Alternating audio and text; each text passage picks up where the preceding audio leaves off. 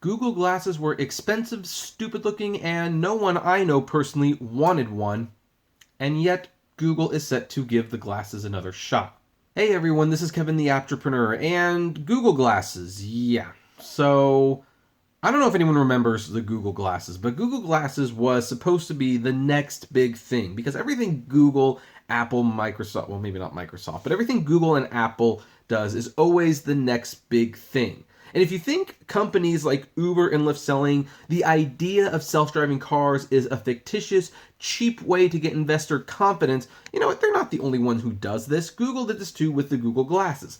And their whole idea was like, hey, you're going to wear these glasses and, you can have maps, you can have apps, you can call someone, you can text them, you can record, at the touch of a button. Heck, you don't even have to touch the button. You just had to say, hey, Google, send me over here, or Google, send me over there, and it would do so.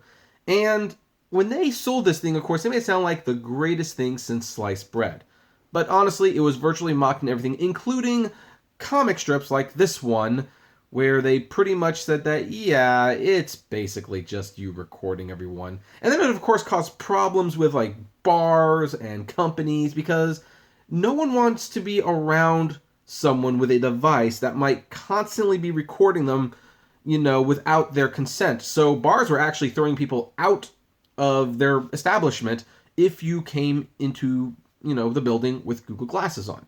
Well, the things failed pretty miserably, more so than the whole Google plus social network experiment. And, well, of course, Google discontinued it. But, well, they're bringing it back. Google announces a new $999 glass augmented reality headset.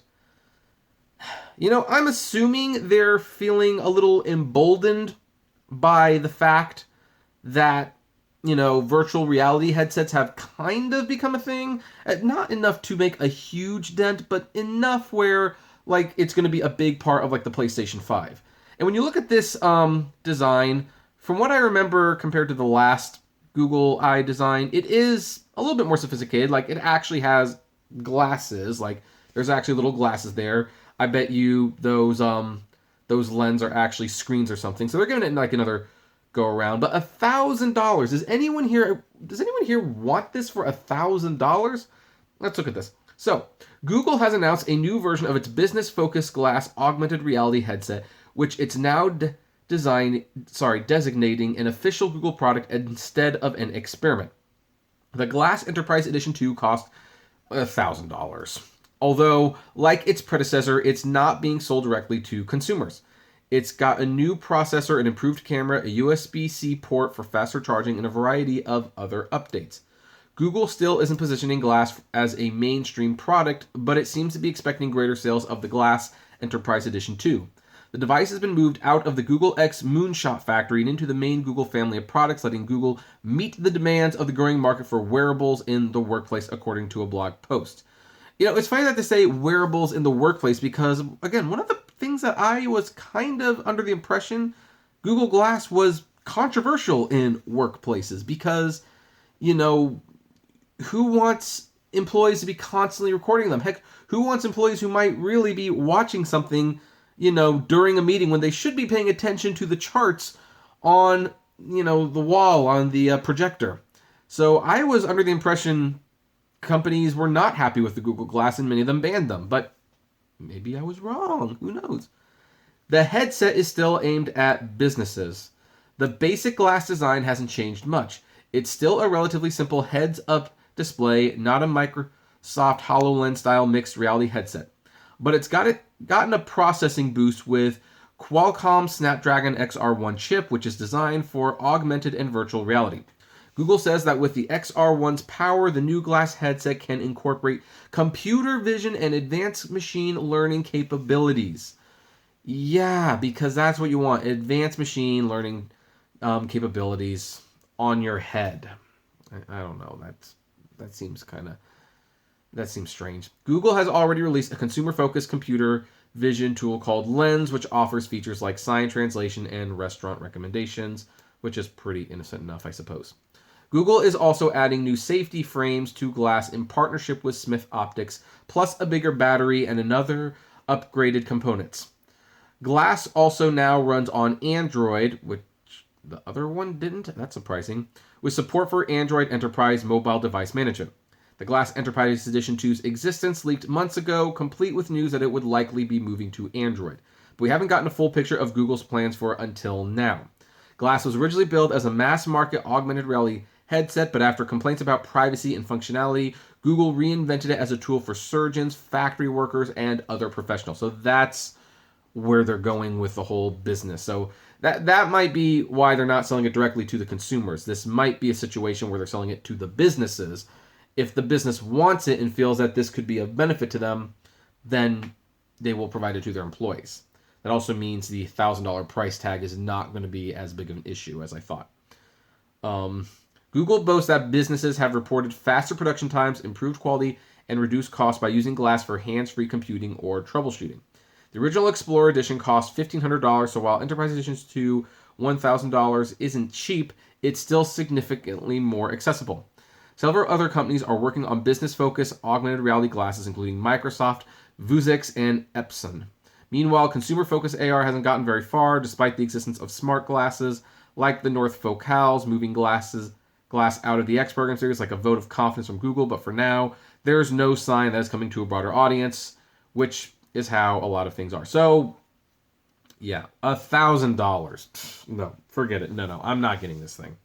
I'm just absolutely not getting this thing. I mean, I know it sounds cool. Like, oh, I can wear my computer. I can ask it for directions. Heck, I can call an Uber on it. But no, these things are ridiculous in my opinion. I don't know anyone who actually liked this thing. I don't know anyone who's even thought that this thing might be the least bit useful in their real or professional life. Now, maybe I'm wrong. Maybe there's some people who do want these things. Maybe there's some businesses that do find this valuable. I believe there was a reason Google discontinued this, aside from the privacy concerns. I mean, because here's the thing.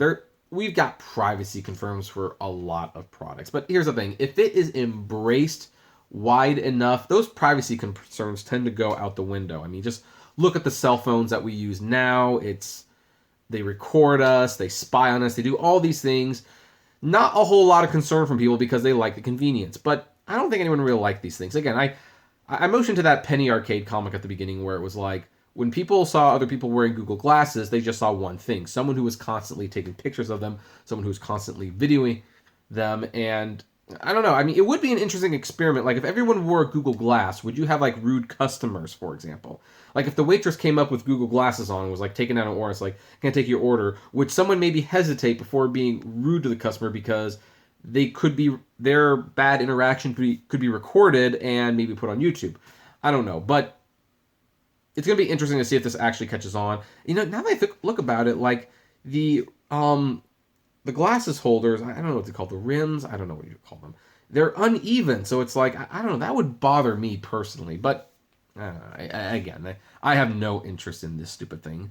But, you know, wanted to talk about it because, I mean, if it actually does get popular, if businesses start using it, maybe apps, you know, gig worker apps, maybe they will start making for the Google Glass. I mean, I could definitely see how, you know, this might be useful to like Postmates or DoorDash, where it's like you can see like the order, you can say accept, deny, or just wait it out, and you don't have to keep pulling your phone out of your pocket.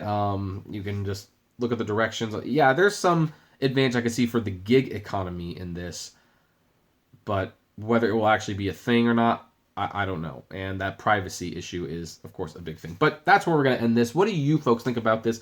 Do any of you want this thing? I'd love to know. Comment below. Like, favorite, share, subscribe. If you enjoy my videos, consider becoming a Patreon member. It's totally optional, of course, but doing as little as $1 a month goes a long way to helping the channel run smoothly, and you get access to my Patreon's exclusive blog. Also, if gas is getting you a little down, check out the Get Upside app. It's a free app that gets you cash back on every gas purchase. Subscribe to the Apptrepreneur Vlogs channel. It's a fairly new channel, and starting next week, we'll be uploading new videos on a daily basis to the best of our ability.